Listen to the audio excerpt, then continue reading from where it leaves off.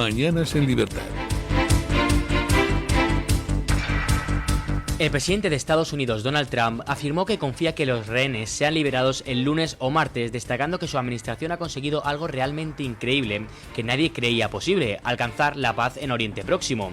Durante una reunión de gabinete celebrada ayer, Trump aseguró que ningún otro presidente estadounidense había mantenido relaciones internacionales tan sólidas como las suyas, lo que según él permitió alcanzar un acuerdo histórico entre Israel y Hamás. Trump añadió que incluso quienes nunca nos dieron un trato justo han tenido que reconocer el logro. A todo el mundo le encanta, celebró, elogiando esta vez a algunos medios de comunicación a los que habitualmente acusa de difundir fake news. Asimismo afirmó que hasta Irán ha reconocido la importancia de su plan, asegurando que el país está totalmente a favor del acuerdo.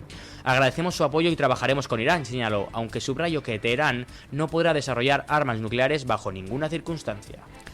Pues lo decíamos hace unos instantes, esta es la noticia de la semana, yo les diría casi del mes y, por qué no decirlo, del año, ¿no? Que Israel y Hamás hayan alcanzado un acuerdo el pasado miércoles, acuerdo que alcanzaron en aquel momento, pero que se terminó de ratificar esta misma madrugada, por así decirlo. Es la primera fase del plan de paz de Donald Trump para Gaza, y este acercamiento de posiciones es realmente algo inédito. Recordamos que llevaban 2 años de guerra.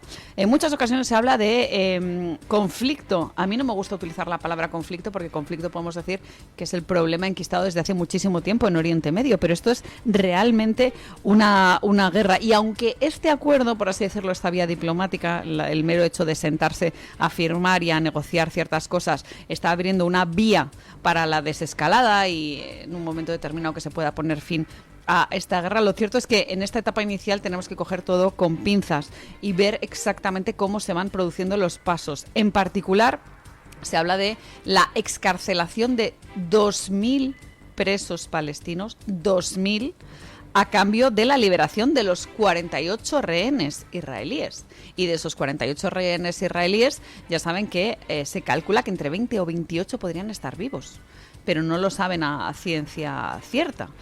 Podría ser la mitad de los muertos o no. Y estos siguen aún en manos de los terroristas de Hamás. Por así decirlo, tenemos que estar muy vigilantes de esta primera fase, porque la segunda fase es mucho más compleja de implementar, lógicamente, porque estamos hablando de una paz duradera.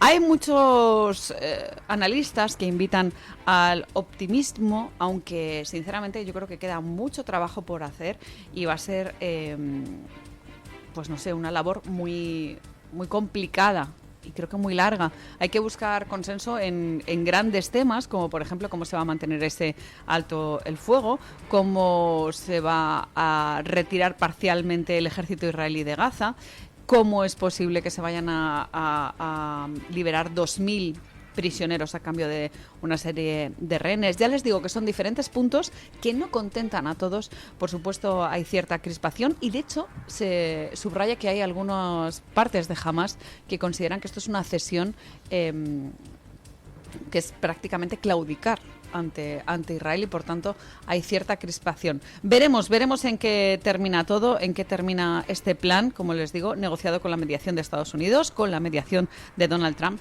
que en el fondo lo que busca es poner fin a 2 años de guerra y permitir un alto el fuego que debe ser supervisado por fuerzas internacionales. Y ahí España, al parecer, va a tener un papel destacado, así como Estados Unidos, que en el fondo es quien lleva la voz cantante, y mediante, pues, no sé si han dicho que en torno a 2.000 militares estadounidenses iban a estar allí desplegados. A mí me parece una auténtica barbaridad, pero bueno, barbaridad en el sentido del número, ¿no? Que me parece bastante elevado, y que pues que Donald Trump se haya comprometido de esta manera con Oriente Medio es realmente significativo. Así que, como les decimos, la noticia de la semana es esta, que Donald Trump haya dicho que los rehenes van a ser liberados la próxima semana, el lunes o el martes, y sobre todo los siguientes pasos de este plan de paz que promete, o dicen, ser duradero. El exsecretario de Organización del PSOE, Santos Cerdán, habría mentido al juez al negar cualquier responsabilidad en la gestión de las facturas y gastos del partido. Un informe reciente de la UCO contradice su versión y señala que Cerdán manejaba el dinero de la sede socialista en Ferraz. Durante su declaración, Cerdán aseguró que no tenía responsabilidad alguna y que su superior era José Luis Ábalos, entonces secretario de organización. Yo no tenía ninguna responsabilidad ni con las facturas ni con los gastos. El señor Ábalos era mi superior, afirmó ante el juez según publicó The Objective en su momento. Sin embargo, la UCO sostiene que sí participaba en la gestión económica del partido, basándose en conversaciones intervenidas al ex asesor ministerial Koldo García, donde se mencionan pagos en efectivo con fondos del PSOE. En uno de esos mensajes, la ex esposa de Koldo, Patricia Uriz, alude a un pago al chofer de Ábalos y apunta directamente a Cerdán. Me dice Celia de Ferraz que eso tiene que hablarlo Ábalos o Santos con gerencia, escribió en su momento Uriz. Bueno, esta es la semana de la paz de Donald Trump y también la semana de las chistorras, las lechugas y los soles. Al final esto es una anécdota meramente, ¿no? Porque estamos hablando de la jerga que utilizaban para hablar de los billetes que se metían en sobres. A los billetes se referían ellos como folios. Pero al final, a través de los medios de comunicación, lo que le llega a la audiencia es precisamente esto. Esta anécdota que es significativa de cómo se llevaban el dinero directamente en Ferraz. Cada día conocemos algo más sobre esta corrupción, la corrupción que nos va llegando gota a gota a través de un informe que ya les digo, si a través de los medios de comunicación como este nos enteramos poquito a poquito de la mitad, imagínense ustedes a lo largo de todos esos folios qué cosas graves estarán relatadas y documentadas. La gente al final, como les digo, no se queda más que con la categoría de anécdota frente al monto final, pero lo importante sobre todo es el monto final. Hoy en diferentes medios de comunicación se encontrarán con informaciones como cómo Koldo hablaba con su mujer para gestionar una serie de regalos para las prostitutas del entorno de José Luis Ábalos y de toda esta serie de personas que utilizaban el dinero público pues para estos fines, llamémoslos recreativos.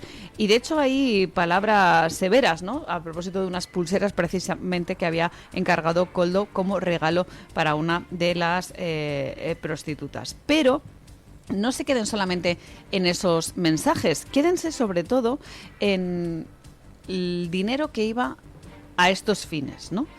¿Cómo es posible que tuvieran esa voracidad incesante de mujeres?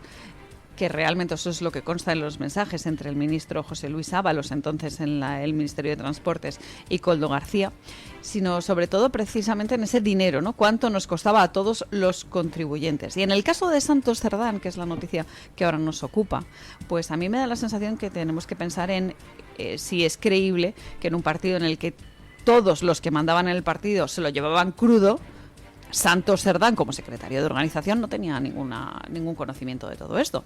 Y es más, amplió la pregunta. Si todos se lo llevaban crudo, ¿es posible que Pedro Sánchez y, qué sé yo, Begoña Gómez, su entorno más cercano, no supieran nada o no se llevaran nada? Esta es la pregunta que ponemos encima de la mesa, ¿no?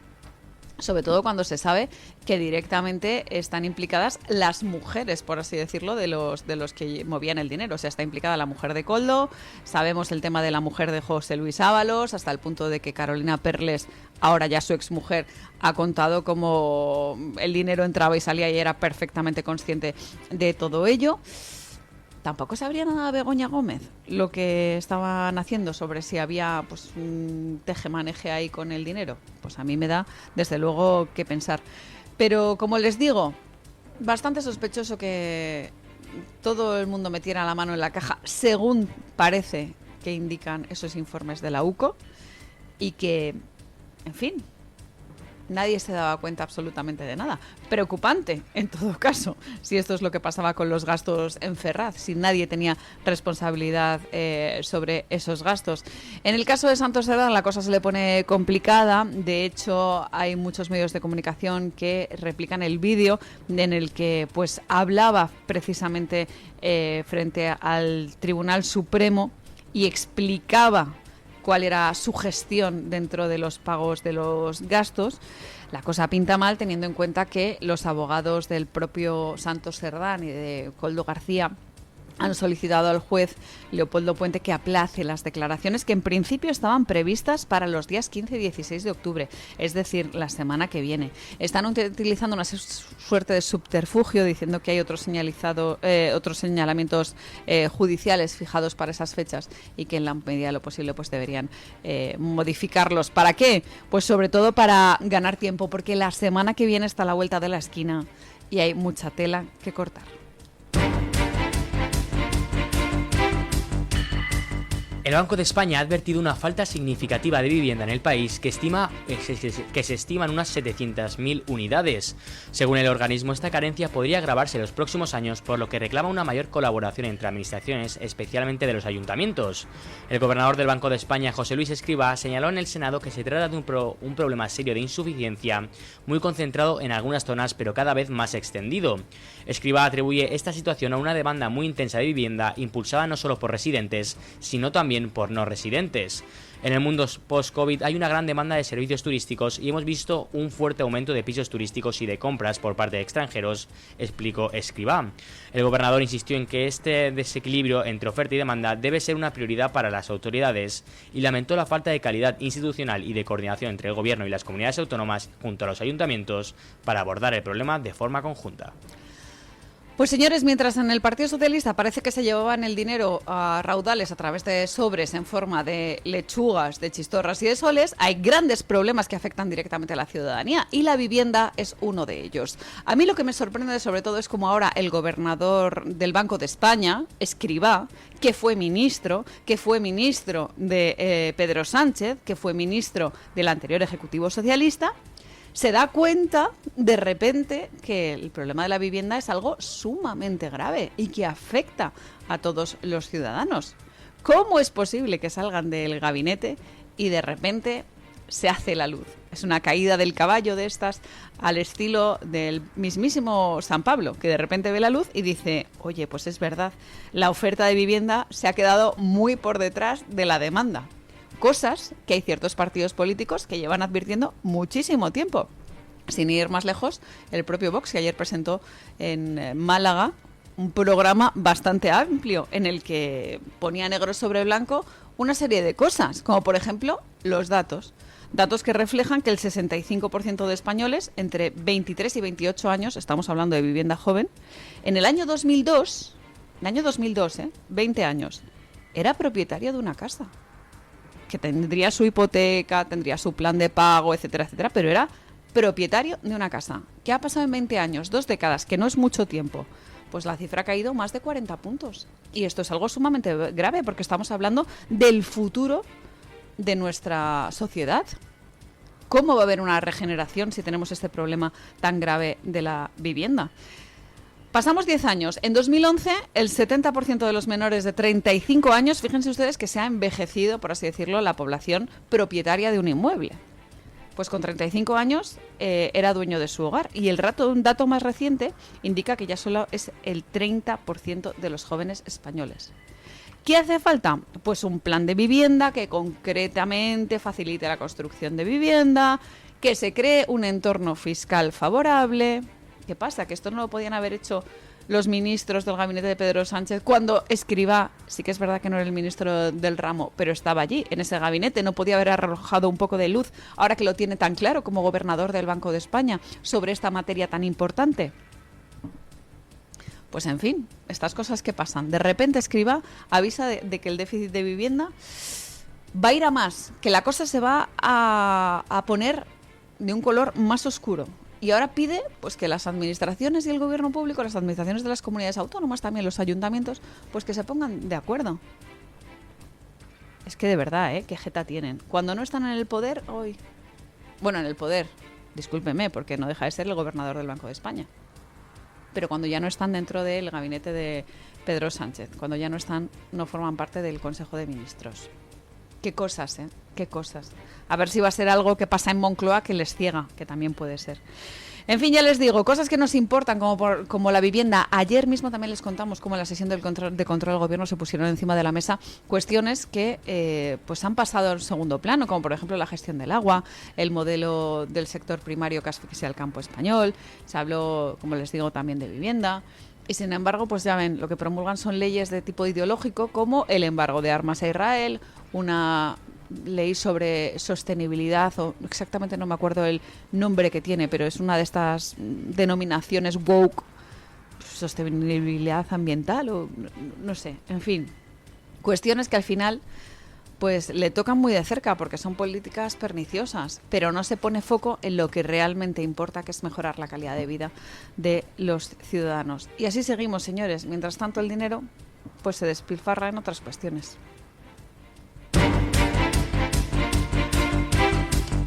Las principales sociedades médicas de infancia y adolescencia piden modificar la ley CELA para restringir el uso de pantallas en colegios e institutos. Pediatras, psicólogos, neurólogos y psiquiatras consideran que la ley educativa de 2020 ha quedado obsoleta en el uso de dispositivos digitales por parte de los menores. Proponen prohibir las pantallas en educación infantil de 0 a 6 años y limitar su uso a 1 hora diaria, incluido deberes, entre los 7 y los 12 años. A partir de los 13 sugieren que no se superen las 2 horas al día. Estas propuestas se incluyen en sus enmiendas al proyecto de ley para la protección de los menores en entornos digitales, impulsado por el Ministerio de Juventud e Infancia. Los expertos han iniciado una ronda de contactos con los grupos parlamentarios, comenzando por el PNV, para presentar sus planteamientos. Pues señores, les traemos esta última noticia porque ejemplifica muy bien cuando en el gobierno hay personas que promulgan leyes sin pensar en las consecuencias. Sobre todo cuando hacen cambios así de drásticos que pueden perjudicar directamente a toda una sociedad. Lo que decía la ley CELA es que teníamos que fomentar la transición digital, transformación digital, llámenlo ustedes como quieran, cuanto antes, que lo mejor era quitar pizarras y prácticamente el papel, que lo mejor era que todos los niños escribieran en tablets y en dispositivos online, pizarra digital, etcétera, etcétera.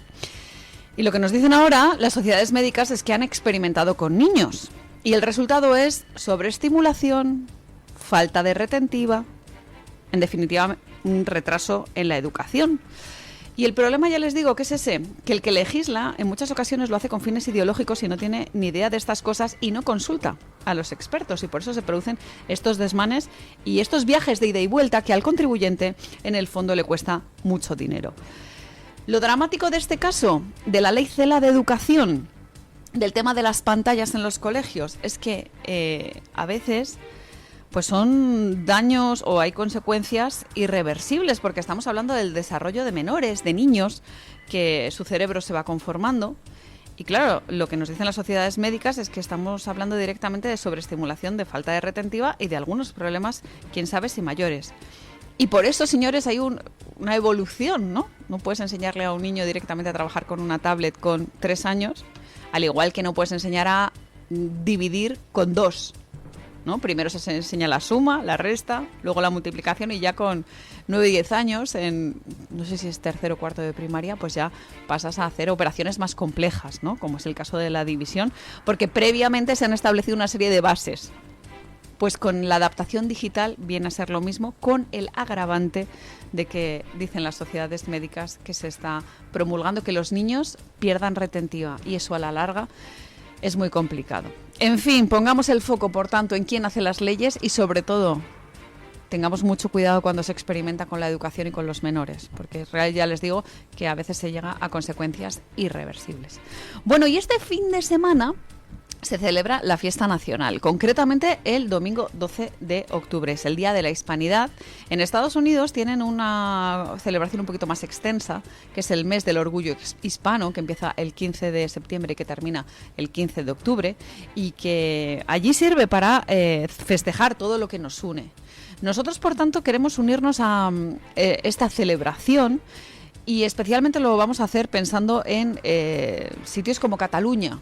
Allí, el 12 de octubre, va a haber nada más y nada menos que creo que es en la Plaza de Cataluña, una serie de stands de empresas, entidades que van a promulgar pues lo bueno que es ser español y recordar en Barcelona, nada más y nada menos, esta gesta, que no tendría que ser tal, sino que tendría que ser algo normal y corriente, pero que por desgracia allí en Cataluña pues es un acto heroico, ¿no? Decir que eres español, que te sientes español y que quieres seguir siéndolo pese a los intereses particulares de esos políticos secesionistas catalanes que hacen lo posible por romper con España.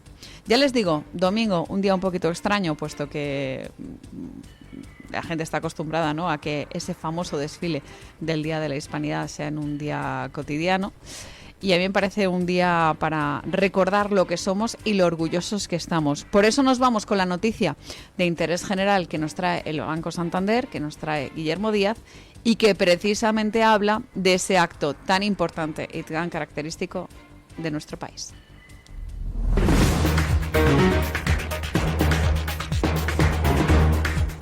Banco Santander ofrece este espacio.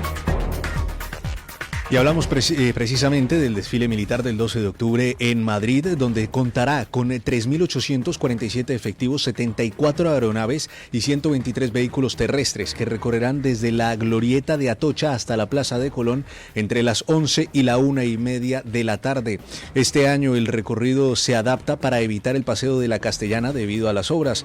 Participarán las Fuerzas Armadas, la Guardia Civil, la Policía Nacional y otras instituciones del Estado presididas por los Reyes de España. El acto comenzará con un salto paracaidista portando la bandera nacional, seguido del izado solemne y un desfile aéreo encabezado por cazas F-18 y Eurofighter. Habrá importantes cortes de tráfico en las principales vías del centro desde las 7:30 de la mañana hasta las 2 de la tarde, por lo que se recomienda usar transporte público y llegar temprano si se quiere asistir a este tradicional desfile. Banco Santander ha ofrecido este espacio. Mensaje de Marga para sus jefes. Oye, chicos, que muchísimas gracias por todos estos años juntos. Pero me lo voy a montar por mi cuenta, ¿vale? Que como siempre me decíais que llamándome Margarita me pegaba a tener una floristería, pues os he hecho caso. Me he lanzado y ya tengo el local. Se va a llamar De Flor en Flor. Cuando sabes que ha llegado el momento, estamos contigo. Descubre todo lo que te ofrece el Santander para impulsar tu negocio desde 0 euros al mes. Promoción válida hasta el 20 de enero de 2026. Consulta condiciones en bancosantander.es. Cuando lo sabes, lo sabes.